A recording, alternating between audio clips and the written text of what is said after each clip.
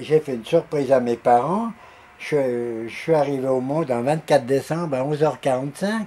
On voulait m'appeler Noël, bon, des gros, vous me voyez. En Noël, moi, s'il vous plaît, j'ai pas de... Hein, sapin de Noël, pas charrier, non, quand même. Alors après, ben, ça a été, on s'y est fait. Henri Vanière, né le 24 décembre 1920. C'est moi, c'est ma pomme. Oh, c'est une belle pièce, hein. C'est bon, c'est tout bon.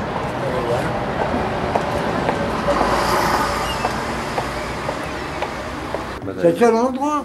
Vous pouvez aller n'importe où, vous pouvez faire tout le canton de Genève, vous verrez jamais une caméra d'amateur dans un magasin, il n'y a que là. Éventuellement, au rond-point de Pain-Palais, dans la petite cour, là, mais c'est des occasions, mais alors c'est très rare. C'est très rare. Demain, je n'y vais plus, il n'y a plus rien. Pour le cinéma, il n'y a que là. Il n'y a que là. Aussi bien pour les appareils, les caméras, les projecteurs de tout format, et la pellicule, il n'y a que là. Bon, il y a dans les grands magasins, bien entendu, mais je parle en petit commerçant, c'est le seul. C'est le seul endroit où vous pouvez vous ravitailler au point de vue cinéma d'amateur.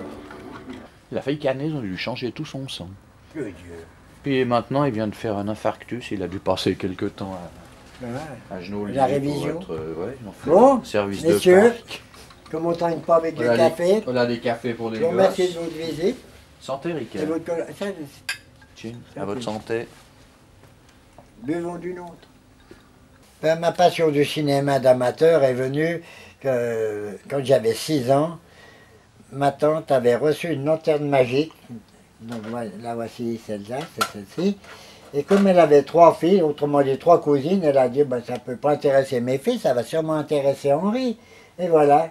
Est-ce que c'est ça qui a déclenché... Elle était à pétrole, l'éclairage était au pétrole. Il y avait différents modèles de lanternes magiques, entre autres, mais par contre, celle-ci, vous voyez, on passait les plaques comme ceci, très gentiment, et on expliquait l'image aux spectateurs qui étaient là pour le moment. Le seul problème, c'est qu'il ne fallait pas oublier d'avoir du pétrole à la maison, parce qu'on ne pouvait pas faire les projections autrement. Voilà. Alors, vous voyez, il y avait différents modèles de plaques. Donc, vous avez là la plus petite, une des plus petites. Ensuite, vous avez une moyenne.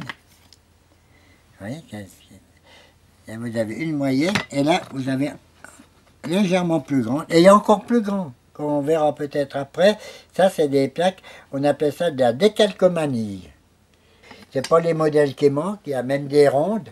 Ça, c'était les Allemands qui avaient ce système de plaques rondes. Comme un disque avec différents modèles dessus. Alors, on protège ça en famille, ou bien on invite des connaissances. Mais à cette époque-là, c'était formidable. On faisait des belles séances de lanternes magiques. Mais il y a beaucoup actuellement, quand j'expose, je parle de les gens ne se rendent pas compte ce que veut dire le terme magique. Ils voient un prestidigitateur. Quand j'ai exposé dans différents établissements, il y a bien des gens qui ne connaissaient pas la lanterne magique et j'étais très surpris. Hein, comme pour dire à Divogne, il y a toute une classe qui est venue. Quand j'ai posé la question aux enfants, qui a inventé le dessin animé, tout le monde m'a dit Disney. Alors j'ai pu leur prouver que Disneyland avait simplement modernisé le système, perfectionné le système. Mais ce n'est pas lui qui a inventé le dessin animé. Pour la preuve, c'est que vous avez là, puis je faisais marcher le film. Il y a même des maîtresses qui me disent ben, vous avez appris quelque chose. Vous avez un autre modèle de plaque, elle est légèrement plus petite. Là aussi, c'est toutes des histoires, des contes de fées, ou bien même, il y avait même comme on dirait maintenant, des diapositifs. Il y avait des séquences sur les montagnes suisses, beaucoup de reportages qui étaient faits dans ce domaine-là. C'est comme ça qu'à l'école, on nous faisait la géographie. Du reste, moi, j'avais amené ma lanterne magique à l'époque, parce que j'avais des photos sur les Alpes suisses. Alors, l'histoire, ça permettait à mes copains de la classe de voir une fois le serment. C'est quand même.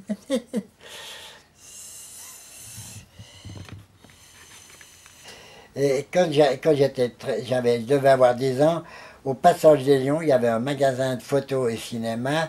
Et dans la vitrine, il y avait un petit pâté kid.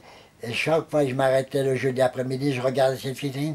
Et ce monsieur sortait, il me dit, viens voir. Et il me passait un film. Mais vous savez, quand il est arrivé Noël, si dans mes souliers, il n'y aurait pas eu ce projecteur, je crois bien que je serais tombé très malade. Et le Père Noël a eu ça, c'était formidable. Et ensuite, je faisais des séances de cinéma pour mes camarades d'école. Je demandais 10 centimes pour permettre la location des films. Et en plus de ça, ils avaient le droit à un croissant et du thé. Alors pour 2 euros, du cinéma, à l'époque, mais c'était déjà pas mal, hein. Vous voyez, il y avait différentes grandeurs, entre autres. Il y avait la petite bobine de 10 mètres et la grande de 20 mètres. Alors ça nous permettait d'avoir des séances un peu plus longues. Alors on louait les films. Pour les petits, il y avait 10 bobines. Pour les grands, il y avait 5 bobines. Il y avait différents textes. Il y avait énormément de programmes en 9,5. C'est le choix qui était formidable. On avait toutes les catégories, en passant du dessin animé au documentaire, au film des Charlots et compagnie. Hein. Quelques années plus tard, à l'occasion de ma communion, j'avais 18 ans, on offrait toujours une montre aux garçons. Mais moi, j'ai pas voulu la montre. Voilà, j'ai demandé une caméra. Elle est là, ma caméra. Alors avec ça, je pouvais filmer, je pouvais faire des films. Alors, pour avoir la cadence de 16 images secondes, il n'y avait qu'un truc, hein, c'était pas compliqué. Il y avait comme Madelon, viens nous servir à boire. Évidemment, c'était mental, hein, mais là je le fais pour que vous puissiez comprendre. Hein. Et voilà. Pour charger la caméra, très simple, il y avait un magasin, on mettait le magasin, on refermait, et voilà, on pouvait y aller. Et on mettait ça. Quel bruit, quel bonheur.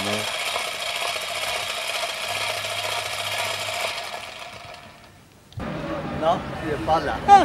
Ah, comment vas-tu? Et toi, il y a un moment qu'on t'a pas vu, là. Ouais. Tu étais resté au chaud, hein. Ouais, tu vois, je viens quand les hirondelles arrivent. Mais c'est pour ça que je suis là. Tu vois. Qu'est-ce que t'as de nouveau? Que je te vends déjà pour On va commencer. déjà voir ce qu'il y a. Hein, on va déjà voir ce qu'il y a. Hein. Tu vois. La petite émelle, là. Tu touches. Si tu touches, tu payes. Ah non, attends, il faut voir ce que c'est avant. Hein. Ah bon. Elle est jolie, celle-là. Hein, elle est jolie. C'est du 8 mm. Oui. Ouais, malheureusement, hein, c'est Ah, ça qui je a connais. fini, hein, lui. Hein. Je sais que tu es un connaisseur. Voilà.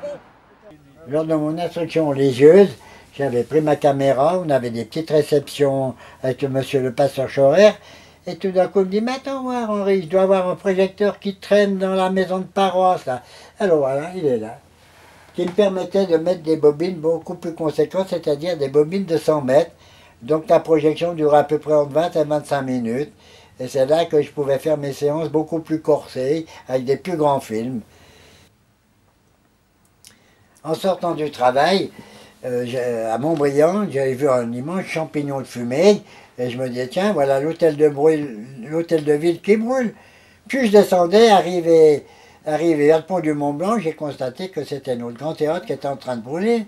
Ni une ni deux, comme j'habitais vers la gare des Eaux-Vives, j'ai vite été chercher ma caméra, bien m'en après, j'avais une petite réserve de pellicules. C'est ce qui me permet de vous projeter et de vous présenter l'incendie du Grand Théâtre le 1er mai 1951. Du reste, à cette époque-là, beaucoup de bruit courait que c'était certains partis qui avaient mis le feu parce que c'était le 1er mai. Mais même, c'était pas du tout la raison. C'était qu'ils faisaient des répétitions dans le spectacle. Et par la chaleur des projecteurs, il y a tellement de poussière sur les pouces, c'est ce qui avait mis le feu au Grand Théâtre.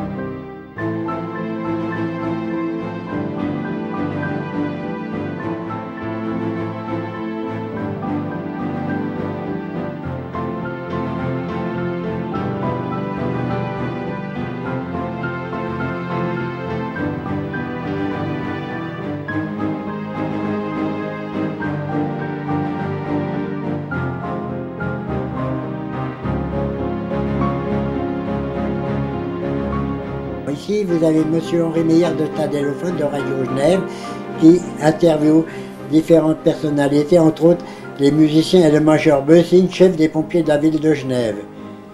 Vous avez ces musiciens qui ont tout perdu dans 500 lignes, entre autres ce monsieur, un violoncelle qui appartenait à ses arrière-arrière-parents.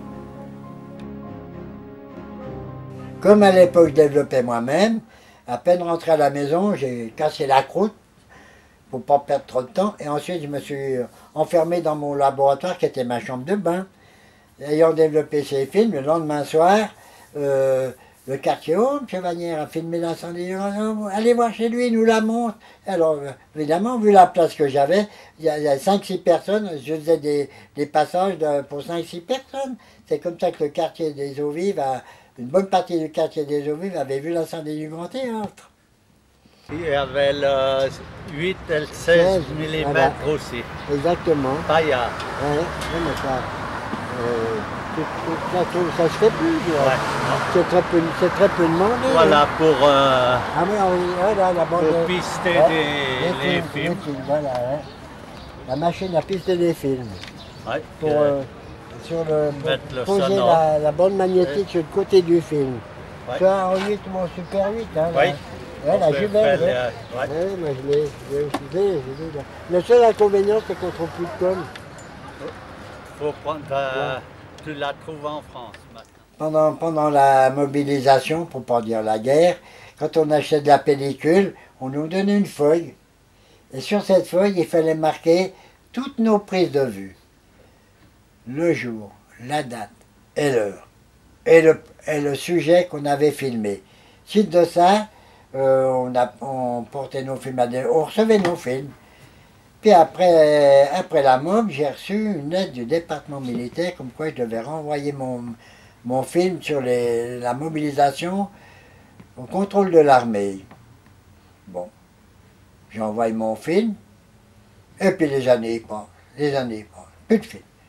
Pour moi, je l'avais considéré comme perdu. Et un jour, je reçois un recommandé comme quoi je devais passer au département militaire du canton de Genève pour retirer un paquet.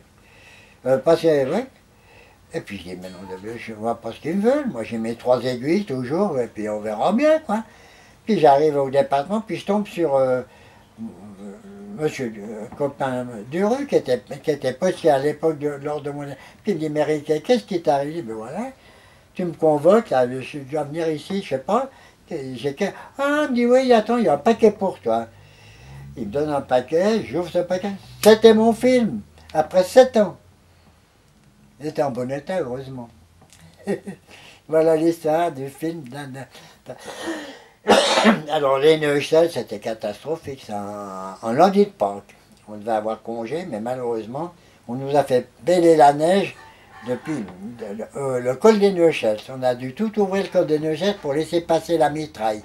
Avec les chevaux, donc vous voyez ça sur mon film, avec les chevaux qui ont autant de peine que nous, hein, les pauvres. Mais c'était un exercice de mobilisation. En 1941, Henri Vanière est mobilisé au col des Ochals une semaine après son école de recrue. Il tourne une séquence de ce pénible exercice tout en y prenant part. Les fantassins creusent un couloir dans plus de 4 mètres de neige.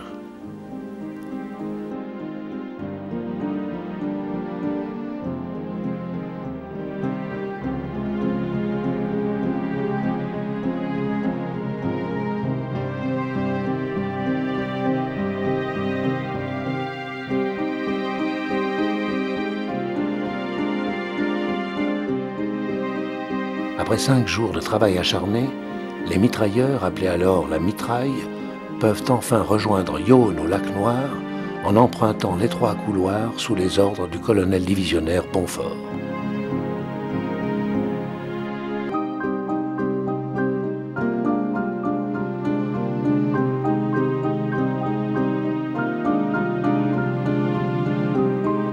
Certains passages sont très difficiles et pour les hommes et pour les bêtes. Les chevaux à bout de force s'effondrent dans la boue et la rocaille. Il faut les relever au plus vite pour ne pas bloquer la colonne qui suit.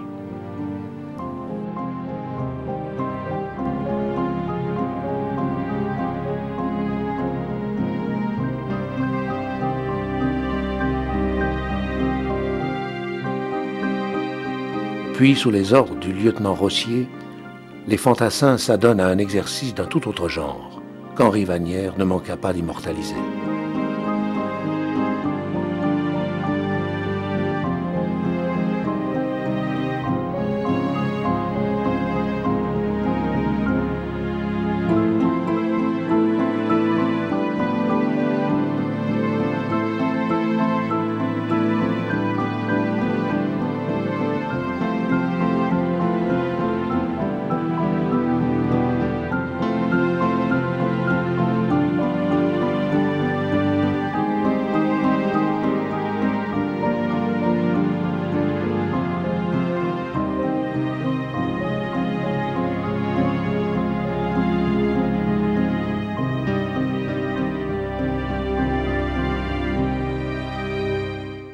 Messieurs, vous voulez me suivre, s'il vous plaît? Alors là, je vous avertis, vous arrivez dans mon chenil, comme dit très gentiment madame. Hein? Voilà. Vous avez toute une série de lanternes magiques. Vous avez la première, une des premières lanternes magiques, la pierre, qui avait un éclairage très spécial. Je vous recommande, hein, à la bougie, une bougie en suif, qui ne se trouve plus du tout. Ben, vous voyez, vous me demandez la quantité. Qu'est-ce qu'il y a? Il y a peut-être 200, 250 pièces. Hein, après, pas tout n'est pas là. Hein, je ne peux pas tout mettre. J'ai plus de place. Pas, même si j'achète des pièces, je ne sais plus où les mettre. J'en ai encore sur le balcon. Alors, vous voyez, c'est vite trouvé. Maintenant, il y a la pierre. Comme les lanternes magiques, la pierre ne se vendait plus. Il a inventé, enfin, il a réalisé un projecteur 9,5 qui est descendant du Pathé Babé que vous avez là. Voilà, le premier Pathé Babé est M. Pathé Babé, le jour du mariage de sa fille. Ensuite, il a modernisé, comme beaucoup, il a amélioré le système. Et puis pour faire des projections en couleur, on rajoutait ça devant l'optique. Et vous voyez, on change, suivant les scènes, quand il y avait un incendie, on mettait du rouge. Quand il y avait de la prairie, on mettait le vert. Enfin, vous voyez, vous me suivez. C'était déjà la projection couleur. S'il y a des vidéos, les gens s'arrêteraient peut-être, je dis bien peut-être. Parce que le cinéma, ça ne les intéresse plus. Déjà au point de vue. Et faisons comparaison n'est pas raison. Hein? Mais achetez du film cinéma, hein, 30 mètres, 34 balles, vous achetez une cassette vidéo qui fait 3 heures de temps, vous la payez combien, monsieur? Vous la payez combien? Bon, ben, il est là le malheur. Seulement, il y a un inconvénient. En vidéo, il faut une certaine installation pour pouvoir se permettre de faire du montage. Voilà. Tandis qu'en cinéma, ben, hein, c'est facile, enfin facile. Il faut aimer le faire. Hein. Il faut déjà la visionneuse, il faut la colleuse, il faut de la colle, bien entendu. Et puis voilà. Alors, le montage, c'est pas facile. Comme disait un, il faut un certain temps. Puis il faut aimer le faire. Je ne sais pas si vous vous rendez compte, mais quand vous avez 5 bobines de 100 mètres à monter, couper, monter, coller, décoller, éventuellement remonter, quand ça passe à la projection, vous trouvez, ben ça c'est trop long, ben c'est pas valable, il faut refaire le montage, c'est ça. Mais c'est ça l'art du cinéma d'amateur, c'est là le plaisir. C'est rien de tourner, de filmer, ça c'est facile, mais c'est après. Quand il faut monter les films, c'est ça qui est bonheur. Pour moi. Mais c'est malheureux, le cinéma. Maintenant, les gens avec leurs vidéos, ça doit leur coûter un saladier, une table de montage en vidéo. Parce que déjà les caméras, à part j'allais dire la pellicule, à part la piste magnétique qui est largement meilleur marché que... Bon, faut reconnaître, c'est là l'avantage. Mais les caméras, si vous voulez une bonne caméra vidéo, ben, faut vous lever de bonheur, hein, comme on vous dit. Vous avez été dans le royaume des appareils, projecteurs, caméras, lanternes magiques. Voici, vous êtes ici dans le magasin des films. Vous avez différents modèles, vous avez les pâtés sonores, vous avez les 16 mm sonores, vous avez les pâtés muets, donc les grands événements, Tonisal Cerdan, Negretti pas plume, c'était à l'époque des dessins, des films d'enfants qui faisaient la réjouissance de mes spectateurs. Puis alors là, vous avez le 17,5 sonore. Il y a aussi les films 17,5 sonore et muets. Il là, le projecteur sonore et dehors, j'ai le projecteur muet. J'ai la paire. Comme beaucoup de choses, caméra, projecteur, caméra. Je m'arrange toujours d'avoir la paire. N'oublie pas, hein, parce qu'alors... Hein, bon dimanche. Oh, je lui demanderai quand même. Moi, j'espère. Au revoir. Salut. Bonne journée. C'est un personnage, ça. Il est génial. Il me fait tellement penser à mon beau-père, il a un petit peu les mêmes attitudes. C'est un type charmant. Je passe beaucoup de temps avec, j'adore ce type. Et il a toujours un mot gentil. Non, c'est quelqu'un de bien, ça. J'aurais encore bien des choses à vous dire à propos du cinéma d'amateur, mais vu l'heure, il me semble que ça serait plus gentil que je puisse cette collection puisse rester en tout cas à Genève.